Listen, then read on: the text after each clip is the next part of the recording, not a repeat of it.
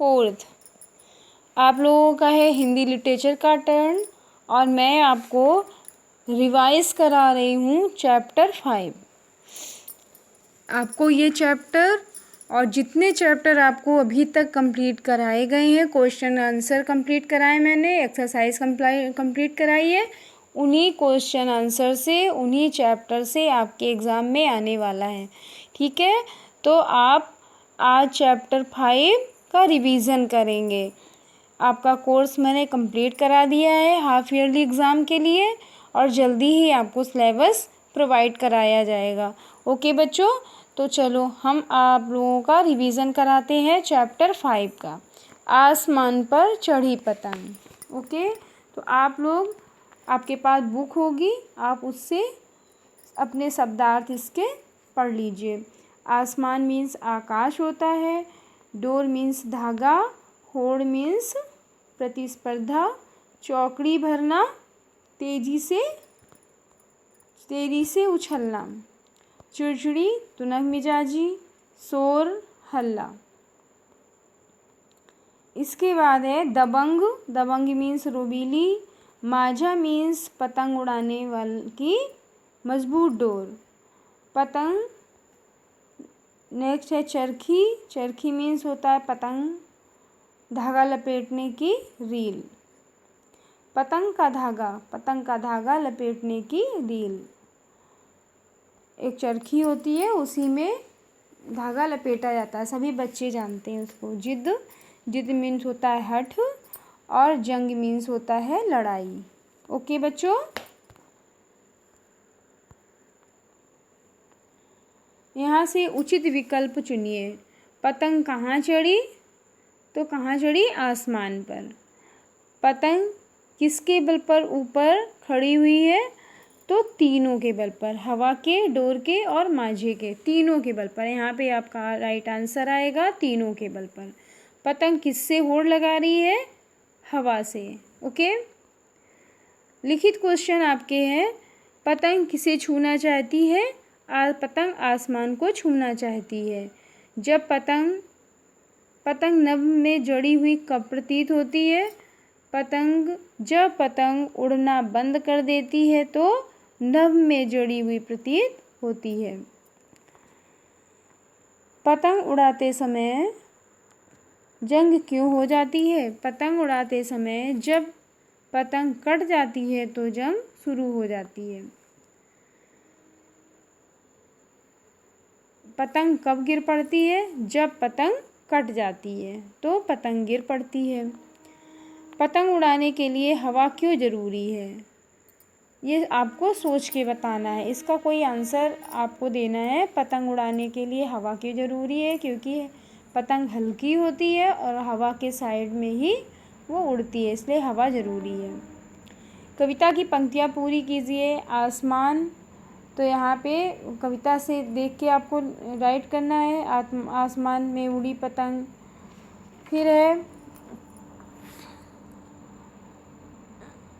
बात बात में लड़ी पतंग और तरह तरह के आकारों की छोटी मझली बड़ी पतंग, रंग रंगीली छैल छबीली लगती है फुलझड़ी पतंग। ठीक है, तो ये आपकी हो गई, जो ब्लैंक्स लाइनें हैं उनको फिल कराया मैंने। नेक्स्ट देखिए, दी गई पंक्तियों के अर्थ बताइए। कभी उलझ जाती बच्चे सी, मानो जिद पर अड़ी पतंग, पेज पेज के दांव पेज में दिखलाती हेकड़ी पतंग। मैंने आपको ये कंप्लीट करा दिया है, आप उससे रिवाइज करिए। समान तुक वाले शब्द लिखिए। समान तुक वाले पतंग, तो पतंग का समान तुक मैंने लिखा दिया है और पतंग का मतंग लिखाया था और जड़ी का लड़ी लिखाया था, बंद का बंद फंद लिखाया था शायद, और छबीली का सजीली और बड़ी का चढ़ी और हवा दवा।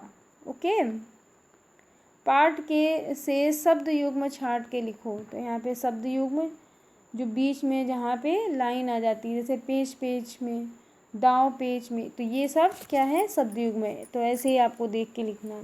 दिए गए शब्दों के समानार्थी शब्द लिखना है। नभ, नभ मीन समानार्थी होते हैं, तो नभ का आकाश और गगन लिख देंगे।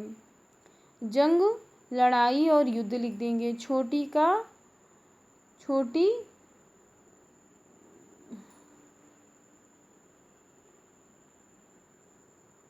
छोटी का हो जाएगा नन्ही, और एक हो जाएगा समानार्थी मतलब महीन। महीन भी छोटा ही हो जाएगा। हवा, हवा का हो जाएगा आपका वायु और पवन। बल का हो जाएगा ताकत और दबाव। हल्की, यहाँ हल्की का हो जाएगा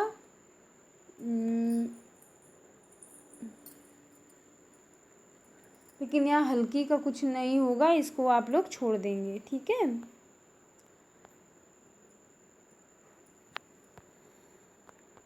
यहाँ वर्ण विच्छेद करके आपको लिखने हैं, ये भी आप अपने हिसाब से करिए, ठीक है। नेक्स्ट है पतंग उड़ गई।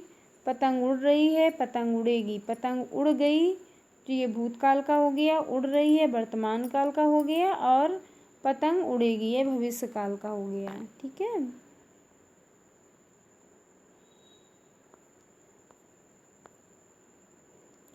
आपस में इन वाक्यों के काल लिखिए।